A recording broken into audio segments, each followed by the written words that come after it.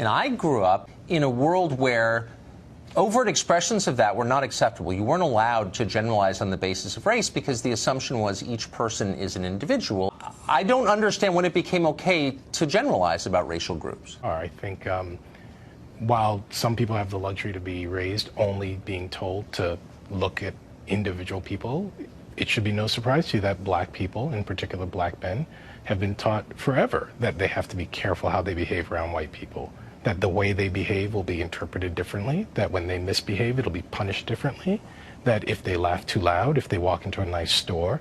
So with all due respect, Tucker, what was true for you has never been true for lots of people. I mean, there are a lot of ways to respond to that. One, on a factual basis, and in truth, in a lot of places in this country, the main threat that African Americans face is not from white people, as you perfectly well know.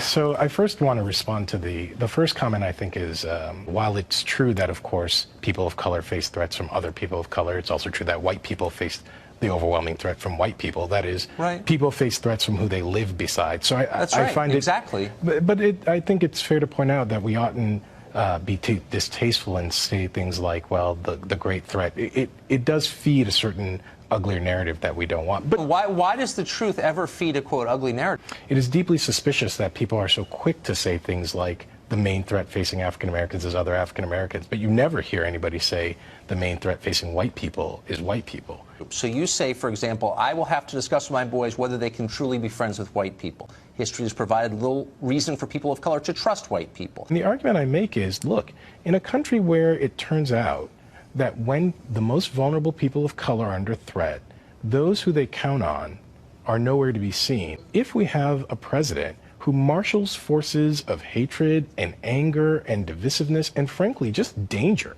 if the people who call themselves your friends are not going to push back against that, then maybe you can tell me why it is I should trust those people. Well, when those who count themselves as your friend see that others put you in danger, right. it is their opportunity to prove they're your friend.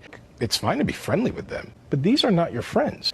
We live in a country where we oughtn't pretend that these divides have not consistently been on racial grounds. And we see that over and over and over. That's true. I agree. When black people are in danger from, say, addiction, we get policing. When white people are in danger from addiction, they get rehabilitation. When black people don't have jobs, we get stories about why we're making the wrong choices. When white people don't have jobs, we get a presidential campaign about the forgotten class.